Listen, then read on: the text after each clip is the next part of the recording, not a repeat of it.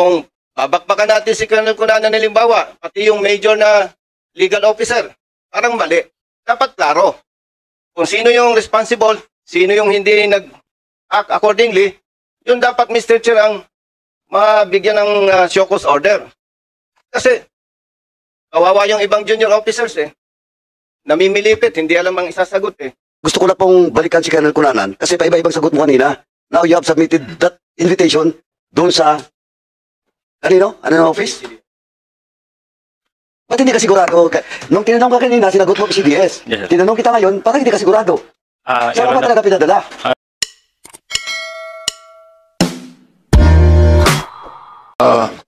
Colonel Baca, ano po yung compulsory retirement? Yes, sir. Compulsory retirement means that the police personnel have reached the mandatory age of retirement, which is 56 years old as of this time, Mr. Chair. Okay. 56. So, 56. By the way, siguro general na tanong ko lang ito sa PNP. So dahil iniimbestigahan natin ngayon yung nangyaring war on drugs, extrajudicial killings at kahit sa international sa ICCA iniimbestigahan. So ngayon ba dito sa hearing ng kongresong ito, willing ba mag-cooperate ang PNP? Willing ba talaga kayo mag-cooperate o hindi pa rin? The PNP is very much willing to cooperate. Okay. Kasi sa mga previous na mga years, hindi kayo willing na mag-cooperate. So, ngayon po, malinaw na, Mr. Chair, yung mga kukuhanin natin. Kasi later on, magbabanggit kasi ako ng kukuhanin naming data. Not only in PNP, at saka dun sa iba pang mga agency, Mr. Chair. So, siguro, Mr. Chair, mag-start na tayo ng interpellation. Pangalawa ko Madam Chair, meron muna mga dapat i-clear dito before the interpellation. So, teka, si Congressman Busita, palagay ko meron siyang gustong i-clear Mr. Chair, before we proceed lang sana for the maayos na issues that we have to tackle, may we allow the other resource speakers who have not been invited in the first hearing to relate their remarks first, bago mag-interpellate ang members, for us to be knowledgeable also of the issues that they will be tackling as well.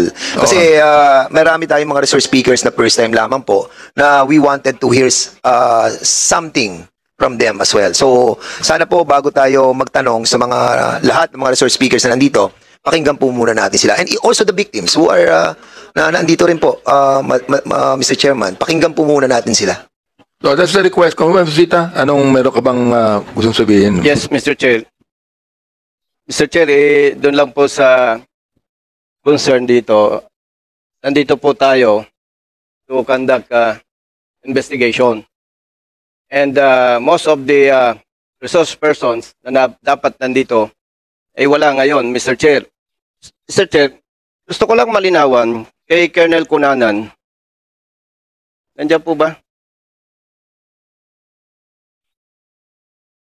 Mr. Chair, pwede bang malaman kay Colonel Cunanan, kailan mo nalaman yung invitation dito sa mga resource persons? Sir, last Friday, COMSEC sent us the invitations. First, the retired PNP chiefs. So, nalaman mo through email, and totoo ba na nagkausap pa kayo ni COMSEC? Yes, Your Honor. Okay. After na malaman mo, anong ginawa mo? Sir, I requested our department to force through the communication to ERBS dahil retired na po yung mga officers natin. Hindi, wag yun ganun sagot mo. Yes, sir. Siyempre, sa PNP, once you receive communication, pag nabasa mo, anong ginawa mo? Pinadala mo ba, in-endorse mo ba sa higher headquarters o ano, sabihin mo? Yes, sir. I requested our department to ipadala po sa right unit ng PNP. Okay. Para klaro sa lahat, from your office, nagpadala kayo ng communication. Yes, sir. To what office? Ang last Hindi, wag ganon. Yes, sir. Colonel Cunanan, we are wasting time here Ang tanong sa'yo, nung ma-receive mo, inaksyon na ninyo, tama? Yes, sir.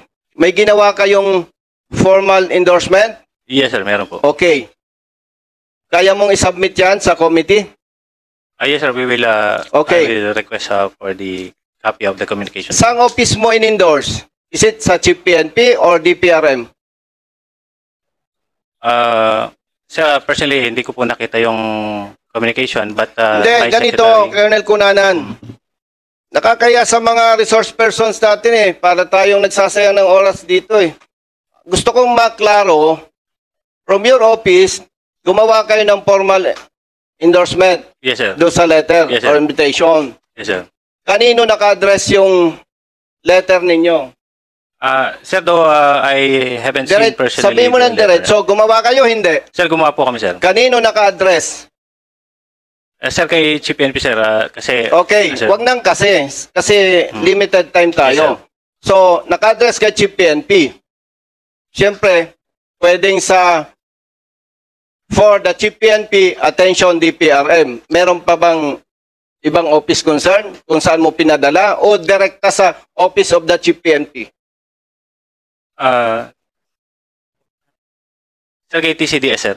O, DCDS. Can you prove that? Yes, sir. O, Mr. Chair, nililinaw ko po ito. Para malinaw sa atin, ginawa po ni Colonel Cunanan ng office niya. Yung dapat niyang gampanan. Yung po ang dapat nating matrace. After na masend sa office of the DCDS, what happened? The Chief Directorial Staff, Mr. Chair. So, kasi po, kung babakbakan natin si Colonel Cunanan halimbawa, pati yung major na legal officer, parang mali. Dapat klaro. Kung sino yung responsible, sino yung hindi nag-act accordingly, yun dapat, Mr. Chair, ang mabigyan ng show cause order. Kasi, kawawa yung ibang junior officers namimilipit, hindi alam ang isasagot So, for that matter, Mr. Chair, malinaw po na ginawa ni Colonel Cunanan from his office yung trabaho nila. And according to him, mapuprove niya, sinabit yung communication sa office of the TCDS ng PNP. Then after that, sino yung hindi ginampanan yung trabaho, kaya tayo, mga nakanganga dito. Hindi alam ng mga resource persons na dapat nandito sila ngayon. Sayang yung oras kasi, Mr. Chair. Maraming salamat po. Thank you. Do you have any interjection, Congressman Karap? Anyway, this is just all administrative matters, Mr. Chairman. Well, in fact, I have not yet proceeded with regards to documents being requested by this committee during the previous hearing. But, gusto ko lang pong balikan si Colonel Cunanan kasi paiba-ibang sagot mo kanina. Now you have submitted that invitation doon sa ano office?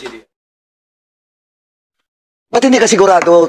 Nung tinanong ka kanina, sinagot mo PCDS. Yes, sir. Tinanong kita ngayon, parang hindi ka sigurado. Saan mo ba talaga pinadala? Your Honor, I'm not the signatory of the letter po. Kasi Iyon I na just nga read yung it. problema Kasi tinatanong ka ni Colonel Busita, now Congressman Busita, sinabi mo PCDS, now you're telling us that you're not officially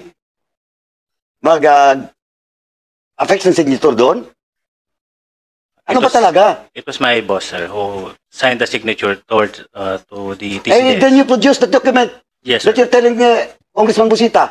Yes, Your Honor. Mr. Chairman, better invite in next hearing yung opisina ng PCDS para at least malinaw to. Isa naman ngayon, we don't have any conclusion yet. But as per the answer of Colonel Cunanan, paiba-iba yung sagot niya. Kaya nakakalito nga. Kaya just to confirm, please submit the document and better invite in the next hearing the PCDS. Now, Mr. Chairman, there are still resource persons that were invited and as of today, they're not present, particularly the former CIDG Police Major General Romeo Karamat, who is present last hearing, now is not present. Did he confirm? And meron ba siyang communication? Why is not present in today's hearing? Wala.